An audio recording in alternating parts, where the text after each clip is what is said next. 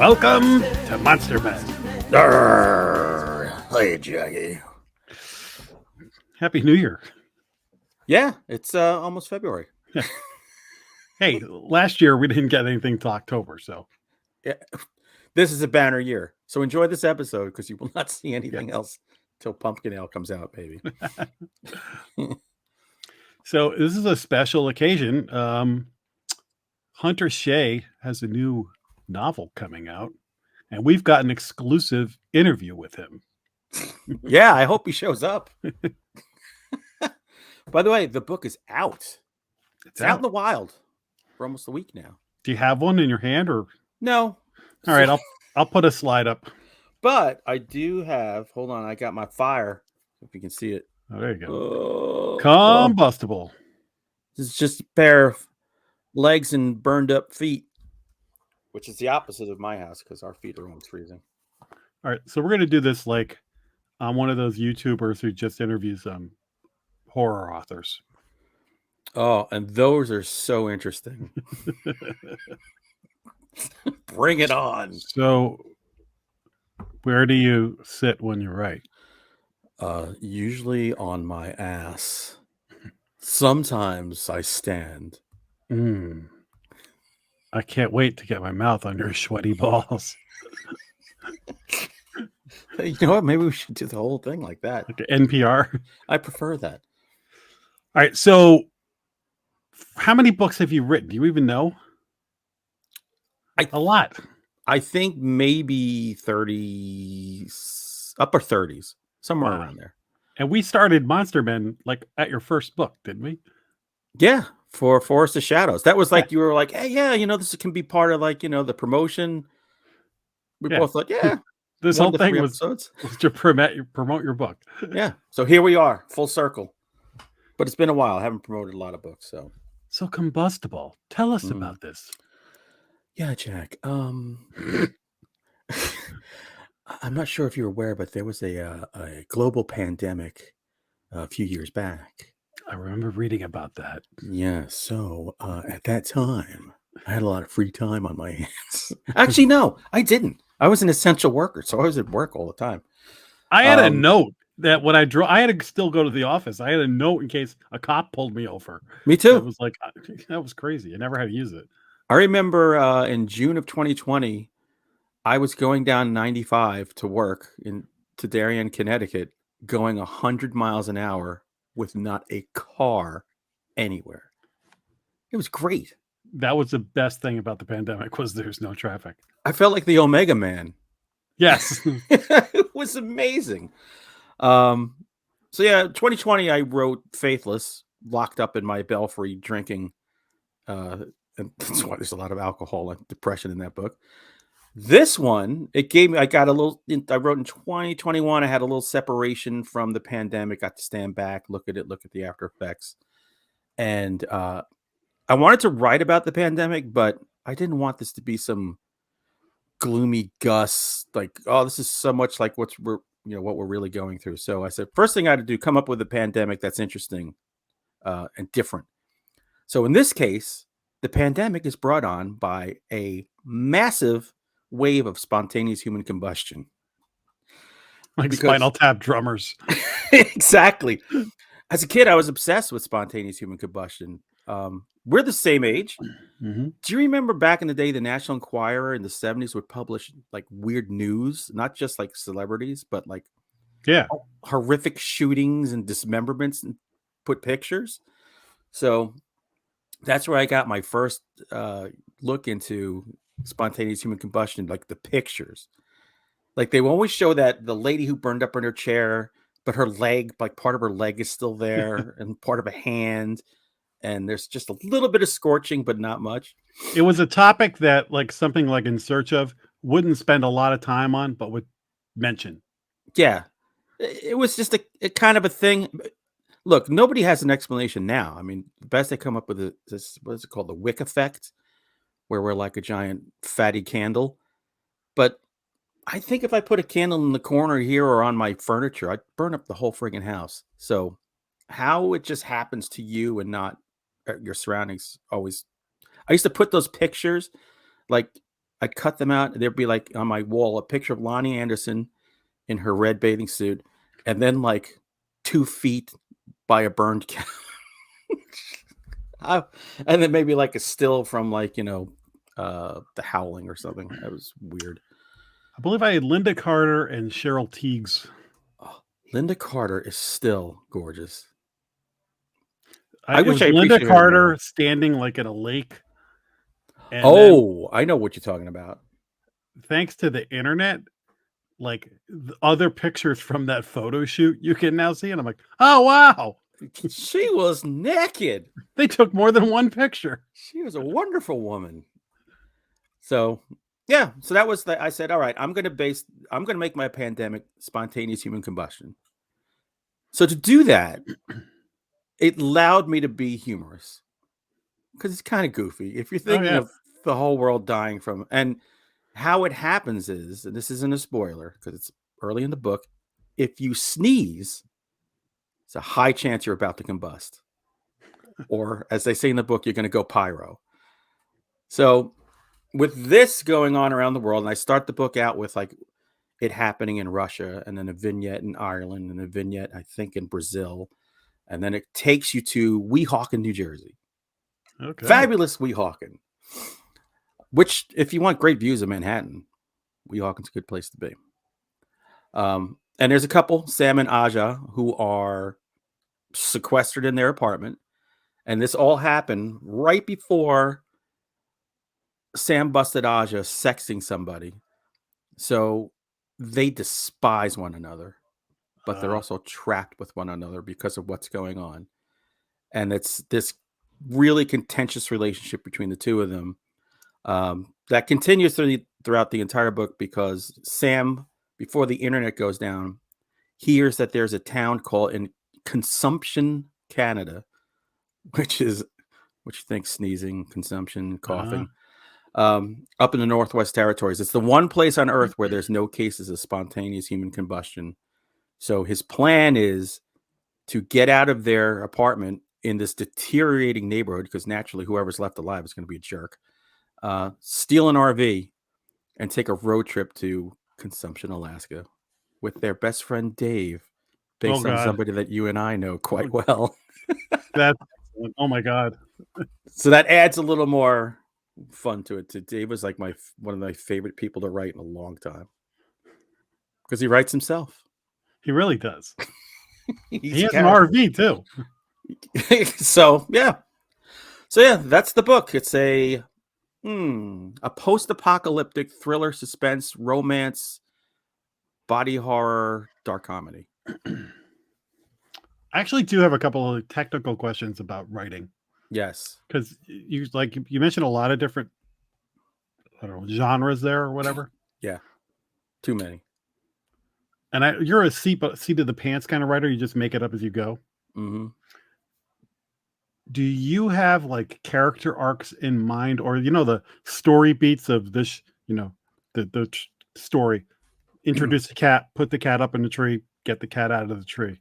Right. Kind of like, how do you hit those beats? Like, do you have that in mind, or does it just? I have kind of an idea in mind. The biggest thing, like the underpinning of the whole book, is this relationship between this married couple.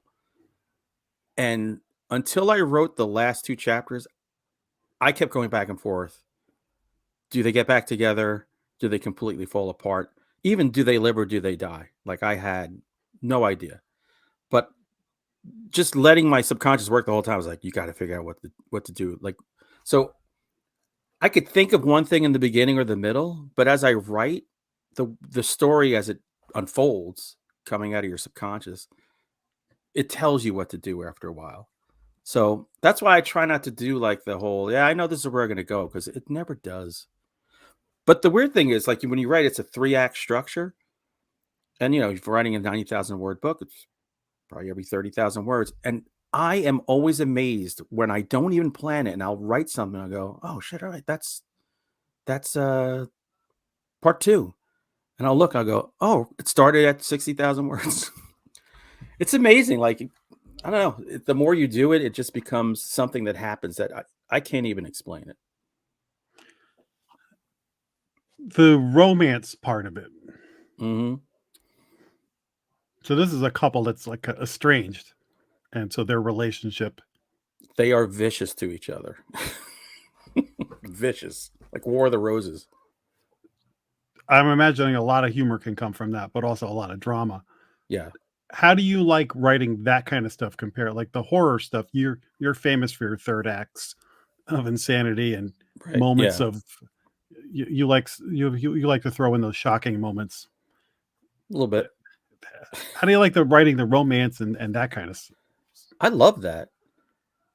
I think I was taking in so much of what what was going on with people that I know, relationships and stuff. I was like, man, a lot of relationships are screwed by this constant proximity and fear and all this other stuff going on. So I wanted to tackle that. I love doing that part. But don't forget, I wrote a romance with Jessica Backman and her boyfriend. Like I like that aspect of it. I just don't get to do it often in horror. So this was cool. This is why it made the book so hard to like. My editors were like, I don't know what to do with this. I don't know what to do with this book. What's with these people? Why did you write this book?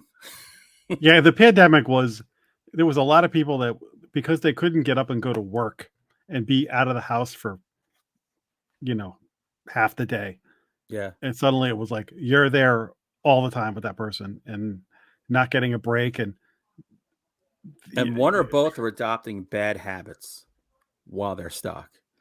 Now, your bad habit could be drinking, it could be popping fentanyl, it could be just watching Kardashians all day long or doom scrolling. There was just so much weird stuff that's still going on, actually. yeah, and I mean, look, now the climate is so that you could start, going down a right wing or left wing rabbit hole, and suddenly the person that you married is a different person and won't talk to you because of your views on some topic. Well, just the pandemic also happened during an election year where families were broken up. If you even said you liked Trump maybe a little bit, people were losing families and friends, and it was just, oh my god, it was so nuts. There's a whole movie though about I can't. It's called something like "How Fox News Stole My Father" or something like that. You know what? Here's the deal. Don't blame anybody else. Blame yourself. Blame yourself for being so pliable and stupid that you let some strangers twist your head around into knots, and then now you don't talk to your daddy. It's just dumb. It's my that's my PA for the day. Well, anyway, um, did you do a lot of research on spontaneous combustion? I'd done a lot all my life, but I did buy a book on it. It was this giant opus on the whole thing. God, I can't remember. Is it called The Blaze? Maybe I lost it in the move, so Mm. I'm sick about that. Um, but I looked at it this way: my spontaneous human combustion is not the same as others. It's coming from stuff, spores that came out of a volcano, and it's just kind of blanketed and it's spreading. And of course, you're not going to sneeze and all of a sudden set yourself on fire. Yeah. So yeah, I did some research on it just because I love the subject, but I was like, after a while, I'm like, you know what? This is going to be my own version. And to hell with anybody who says they're an expert, because there are no experts. No. Um, all new characters though. This doesn't have anything to do with any of your other books. Absolutely nothing. This is completely standalone. It's funny. I wrote this for one of my editors because we were talking about the idea. And I said, I'm going to write this. He's like, awesome. I can't wait to see it. So show it to him. He falls in love with it. He's like, this is fantastic. You did a great job. He talks to the powers that be who just like, no, we don't know where to put this book. It's hit. There's too many subgenres included in this. But he did get me a great agent out of it. So I have a phenomenal agent right now. Then I brought it to my editor at Flame Tree Press, and it just wasn't for him. He was like, I don't know, pandemic book. I don't like these two characters the way they're so mean to each other. I'm like, well, sometimes people get mean to each other. So he passed on it, and my agent was like, he's like, just put it out yourself, man. He goes, this is such a cool story. Just put it out for yourself and work on the other books that I need you to do. So wrote it in 2021. Now it's 2024, and it just came out. So it's in ebook and paperback as we speak. Where's the best place to get it? The only is Amazon. I The decided only, I'm just put all my eggs in one basket. What the hell? and all right, let's talk author stuff for a minute. Giggity. Because the first thing that happens when somebody puts out a book is that they're asking for people to put reviews on Amazon. How important is stuff like that and Goodreads and things like that? Amazon way more important than Goodreads. I mean, Goodreads is nice and they're always going to flow in, but Amazon is where it's the point of sale. So every review is like a little tiny gold coin to an author. We need that more than anything else. And Amazon's gotten weird. Like a friend of mine posted a review like 4 days ago. It just went up today. I don't know why there's a delay in that kind of stuff, but not just for me, but anybody that you read, if you can drop a review on Amazon, even now, you don't have to put a review. You can just put a few stars on there. Just click it and it's done. Man, we need that. I have seen that it takes a day or two for a review to go up. I don't know if it's that they're reviewing it to make for content or something like that. Or I know. How much does it say the word dicks? Dicks, dicks, dicks. Oh, that's not a good review. Even though the name of the book is Dicks, Dicks, Dicks. and where is this one on the horror scale for your books? Like, is this a super horror or is this more of a thriller? It's definitely not a super horror. So it's there are horrific moments in it, especially again the third act. There's some reveals you're like, holy crap. But most of it, it's just kind of like this weird road trip through a dystopian America and Canada. And I try to hit, for me, this is weird, but I try to hit like these little social and societal issues throughout the trip. And then whenever things get rough, you just bring Dave in, and then the laughter ensues, and you're all good. That's excellent. All right. And so when did this come out? This came out, what's today? The 28th? I think the 20th. Yeah. Yeah, it came out the 20th, so. And the cover's by Chad Lutsky? Chad Lutsky did the cover. He nailed it, man. I sent him, like, the book, but I said, hey, here's, like, 4 lines of what the book is all about. And it's like, in my head, I'm going, man, I don't want, like, some RV barreling down a road with explosions behind it and stuff. And he got in just like those few lines that this is a relationship book. So the entwined legs and feet under the covers, perfect. And a lot of people reach out to me and go, man, that book just stopped, like the cover stopped me cold. And I was like, what the heck is this? So I can't thank him enough. So plug Chad Lutsky if you're an author looking for cover art. He's busy working all the time on other covers. And I can't go without saying thank you to Jason Brandt, who helped me with all the interior. Because he self-publishes. So this is the first time I've self-published a new book. Oh. And I was like, all right, so what do you use for like formatting? And he was just like, just give me the book. But basically, like my dad, all right, idiot, just give it to me. I'll get it done. Just go away. So, all right. So that just made me think of something. Because I remember talking to, I think it was Chad about one of his books or something. And I was like, oh, can I get a signed one from you? And I'll, take care of you, whatever. And he's like, actually, I don't have any hard copies. So the only way to get it is to like on Amazon. Is that the way it is for you? Like, do you have a box of them or do you only? I will have. So I'm going to be at a iHeart Horror Convention in Sayreville, New Jersey, home of Bon Jovi. It's at a VFW hall, a big one. I went there last year. This place is rocking. There was actual bands there. Dante. VFW halls rule, man. I have cheap beers too. Dude, that was all I cared about at one point. Like, where's the bar part? And like beers were $2 a piece. But like they had merch, they had a band. Dante from Clerks was there, Of course, sitting right by me and eating all the cookies that my daughter made. And so it was packed. So I'm gonna go there Saturday, February 10th. I'll be there. So if you look up iHeart Horror, Sayreville, New Jersey, you'll get the deets there. And then I'm gonna order a whole bunch more. So if people want signed copies, I'll be able to sign them and send them from here. Nice. And if Oh, you and were to- who's going to, oh, by the way, you know who's going to be at this thing? Frankenhooker. quick Frankenhooker thought. I saw Poor Things with Emma Stone, Yeah. which has Frankenstein foot fingerprints all over it. Yep.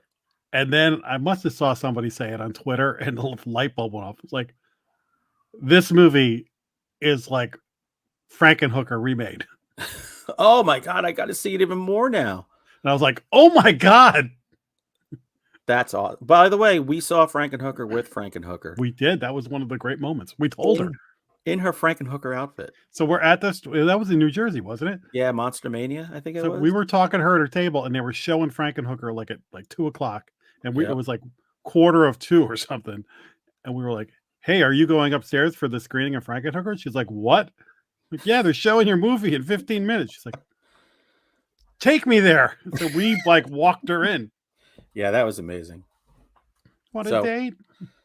Hopefully, she's sitting by my table, and I can ply her with more baked goods. Frankenhooker is the greatest VHS case of all time because it had the vocal button thing. Want a date? I don't remember that. I don't know if it was in the. I saw one at a show or something. Right. Oh, that's awesome. I could be imagining some other piece of swag, but there was something you could push a button and it would say "Want a date?" and the thing's lit up. Oh my God! If I find that, I'm buying it, even though I can't play it anywhere. I still. I thought it's a VHS case. Maybe it was a piece of marketing for it. I can ask her. I'll put that on the list of things to ask her. Where is that? It's in Sayreville, New Jersey. Where's Sayreville? I know the name. It's not far. I mean, it's if you go on the Jersey Turnpike, get off like exit 11. It's kind of like right there. It's not a far drive. When's this? Saturday, February, is it 10th? You know who's going to be there? Tim Meyer. Oh, wow. Mm-hmm. With his big, giant poster of his face. Franken loser. This time, maybe I'll remember to bring like a tablecloth for my table. And I usually come with like the bare minimum. Everyone's got like signs they spent a lot of money on. I'm handwriting shit. I'm like, whatever. Piece of paper, Hunter Shea with an arrow. That is not a joke. It's literally what I do. I'm like, you know what? I spent a lot of money on the damn books. I don't need to spend money on a tablecloth and a pull-up picture of me. Nobody wants that. All right. So go to Amazon, people. Get the book. Leave a review. Tell him I'm pointing the wrong way. Leave reviews in the comments here, or tell him on Twitter how much you love his book. Or hate it. I don't care. Or hate it. It's all good. But seriously, please give it a shot. And if you read it, please give it a review. And I say that for every book that you read, unless it's something old that's got a bunch of reviews, or Stephen King. He doesn't need another one of your reviews. Exactly. The rest of us do. So, and don't sneeze.